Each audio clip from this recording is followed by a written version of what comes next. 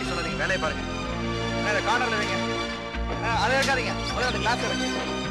பார்த்து மெதுவா. எப்பா யாராவது கொஞ்சம் சீக்கிரம் வாங்க. பார்த்து இருக்குங்க, எல்லாம் பெயிண்ட் கிளாஸ். எப்பா பார்த்து பேப்பர் வச்சு செவுத்துல சாச்சு வை.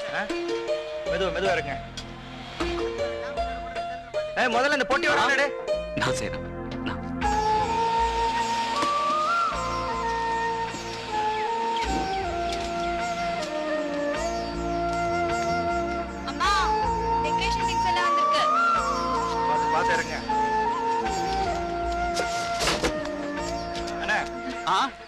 முதல்ல அந்த பெரிய கிணறுல இறங்குங்க. பாத்து எட்ஜ் பாத்துங்க. பாத்து அந்த உள்ள இருக்க கண்ணாடி எடு. பாரு கவர் போடாம வைங்க, அந்த பக்கம் வைங்க.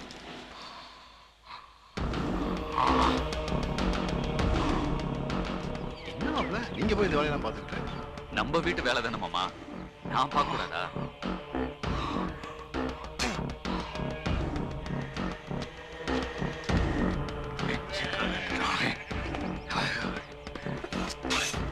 நன்றி கட்ட நாய், நீ எனக்கு பொருள் இல்லடா, எவனுக்கோ பொருள். அதான் இங்க வந்து கூலி கூலி வேலை பார்க்கிற கம்யூனிட்டி. இனி என் வீட்டு பக்கம் வராதரா, என் மூஞ்சில புழிக்காதரா. வராத நாய, நாசமா போயிடு. அப்பா போ போடா. அப்பா நீ அவனோட சேர்ந்து நான் நாசமா போ. என்ன தொடாத, தொடாதடா. வீட்டுல சும்மா என் மூஞ்சில புழிக்காத, என்ன தொடாத. நீ என் பிள்ளை இல்லடா.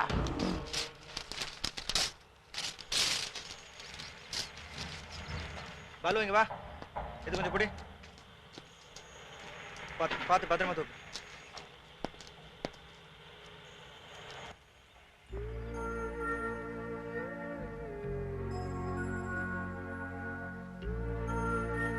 கண்ணாடியிலேயே பெயிண்ட் பண்ணிருக்காங்களா? ஆமாமா, பறஞ்ச மாதிரியே தெரியல, தத்துரூபமா இருக்குல்லன்னு.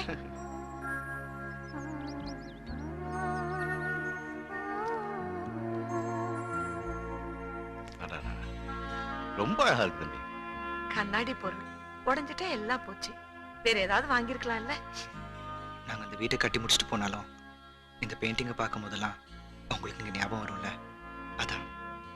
ஏன் தம்பி, இதை பார்த்தாலும் எங்களுக்கு உங்க ஞாபகம் வரணும். நீங்க தான் வீட்டுக்கு அடிக்கடி வரப்போ இருக்க போறீங்களே.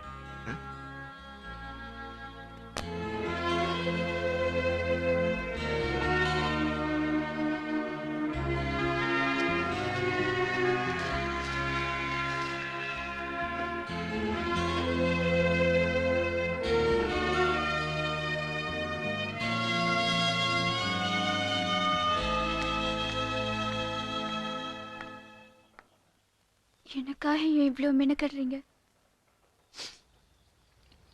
எல்லாமே உங்க பெயிண்டிங் தானே. நீங்க ஆசைப்பட்ட மாதிரி வீடு கேட்டீங்க, கட்டி முடிச்சிட்டேன். உங்க ஆசைப்படி வாழ்க்கை அமையுது என் கையில இல்ல, அந்த ஆண்டவன் கையில தான் இருக்கு.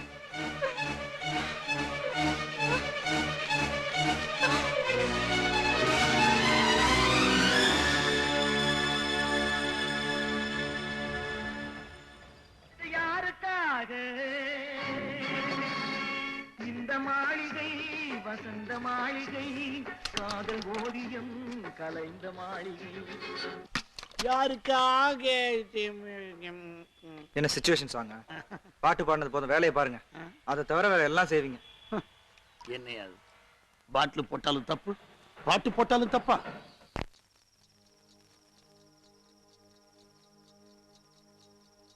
உங்க ஆசைப்படி வாழ்க்கை அமையுது என் கையில இல்ல. உங்களுக்கு இந்த கல்யாணம் பிடிச்சிருக்கா? இப்ப வேணா அது தியாகமா தெரியலாம், ஆனா பின்னால அதுவே நரகமாயிடாதா? ஏன் அதை இப்பவே சொல்லி மாத்திக்கலாமே? ஏன் உங்களுக்கு பிடிக்காத ஒண்ணு ஒதுக்கிட்டு உங்களையே நீங்க அழிச்சுக்கிட்டு இருக்கீங்க? ஏன் உங்களுக்கு பிடிக்காத ஒண்ணு ஒதுக்கிட்டு உங்களையே நீங்க அழிச்சுக்கிட்டு இருக்கீங்க?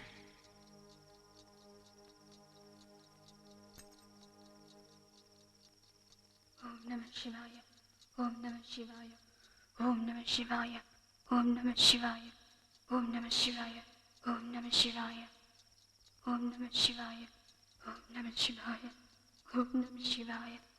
Om Namah Shivaya. Om Namah Shivaya. Om Namah Shivaya.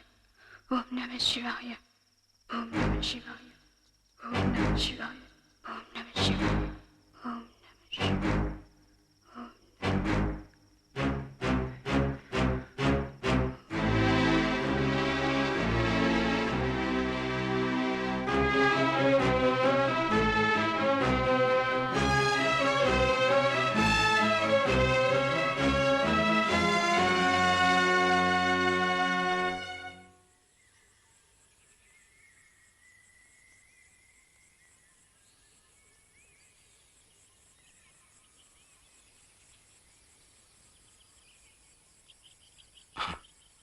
கோயிலுக்கு வந்தீங்களா தம்பி?